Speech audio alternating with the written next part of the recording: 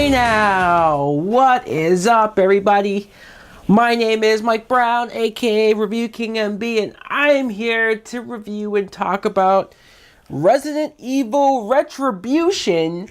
This film came out in 2012, which I'm just now realizing when this came out, it was the 10-year anniversary since the very first Resident Evil movie. It is once again written and directed by Paul W.S. Anderson. I won't call him Wildstyle this time around because I will say that this is a pretty damn good movie. At least in the grand scheme of the Resident Evil series, this is a lot of fun. The plot is we see Alice once again, and she has been captured by the Umbrella Corporation, who's now almost being spearheaded, at least in a sense, by Jill Valentine. Back in the series, she's being almost mind-controlled by the Umbrella, and the Red Queen is back. But then the secret group, who is led by Wesker, yes, that same Wesker who's all-powerful and was just evil in the last movie. He's helping her with Ada Wong, trying to get out there. They have to go through these levels of craziness, monsters and zombies, in order to get out of the surface and try to end this apocalypse. Like the beginning of the movie, you see this slow-motion reverse shot of the action scene. And I know I complained in the last review about the slow motion and how it was way too much, and it was. But this movie definitely cut back on the slow motion, definitely toned it down, even though it came out in 3D like the other one. It still didn't overuse it. But that intro scene, it was something different, at least for the series. It was still kind of cool. And then you get to see it in regular fast motion of the attack, of the end of the last film. We see Alice, who is once again played by Milla Jovovich. And I like Milla in this film. I think she gets to play several different layers of the Alice character, not just her badass version of herself that we've been seeing over and over again.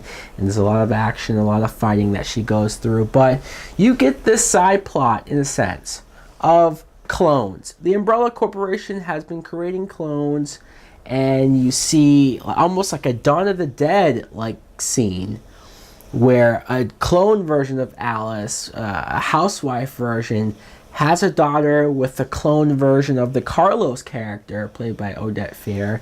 And that's a really interesting scene, not only just to see her as a housewife with a daughter, but to see a different version of the apocalypse break out. It's really cool, really different.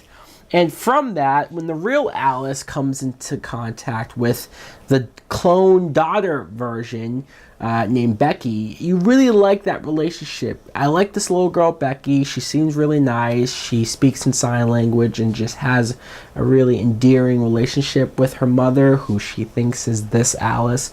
So you feel for that, and it reminds me so much of Ripley and Newt from Aliens. So much of this film reminds me of a bunch of different science fiction-like films. Jill Valentine, like I said, once again played by Sienna Guillory, and it was nice to see her back. Finally, right? We've waited so long. It's almost like nobody has even brought up where the hell Jill Valentine was.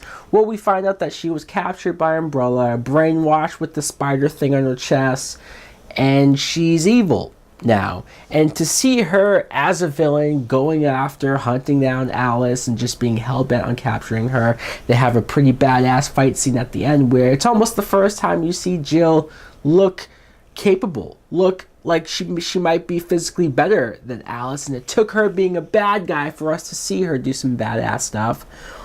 Wesker, once again played by Sean Roberts. I'm so confused with this Wesker character. The last movie, you didn't get a whole lot of background on him and his motivations and whatnot, but you just got the general idea that he was evil and behind Umbrella. This film, he's like, oh, shit, so I'm not with Umbrella anymore. What? I thought you were the leader. No, I'm not anymore. Now it's being run by the Red Queen. He wants to work with Alice to save the human race, or what's left of it. And you just go like, why? Why all of a sudden this turnaround, this big change of heart? He's still menacing, he's still evil, he's still blank expression on his face, but I guess he's good now. He sends after Ada Wong, who's played by Ling Bingbing. I'm not making that up, that's her name. And she looks great. She looks like Ada Wong from the video games, the outfit and everything. And I even like her character. I found out that she's voiced by a different actress. But still, I like her and Alice working together and going through these levels, like I said, that really makes this movie feel like a video game. It's almost genius how they came up with this facility, and they have to go through like Tokyo, or at least this version, this put together version of Tokyo, of the zombie apocalypse, or then they have to go out and fight two of the Axemen from the last movie, and then they have to fight just a whole bunch of different creatures throughout this. It's almost like a greatest hits of the franchise. Luther West back, played by Boris Kojo, and it's good to see this character back. I really liked him in the last film, and I was glad they didn't kill him off, as it looked like they did.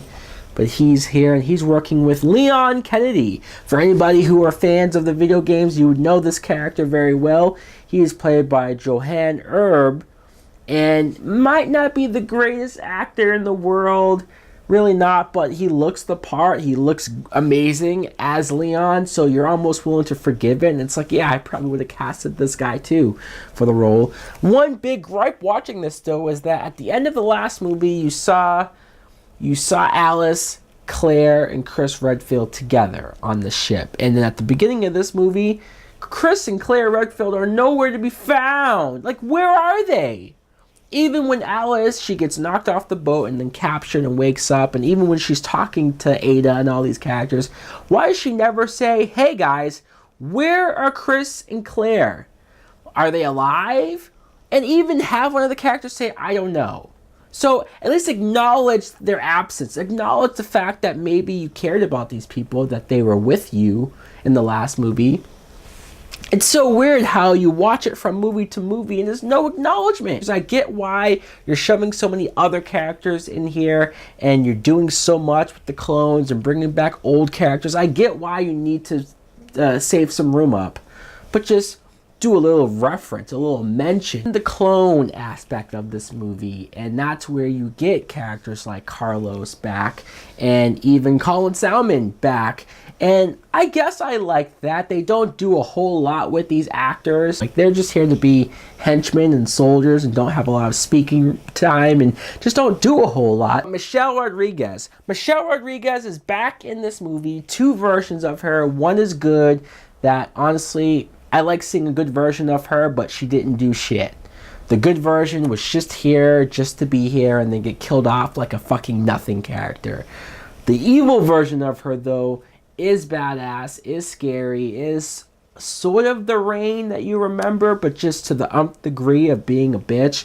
And then by the end of it, she's like a Terminator. She's unstoppable, unkillable because of a parasite. The action galore that you could see. It's a spectacle movie. Definitely something that I remember seeing in theaters and just having a blast with and having fun. Even rewatching it on my TV, it's still fun. It's still cool action. It's still something to watch and just enjoy. Still some missed opportunities with the clones and what they could have done with them, but I get it. It's a fast-paced hour-and-a-half movie. Doesn't waste a whole lot of time.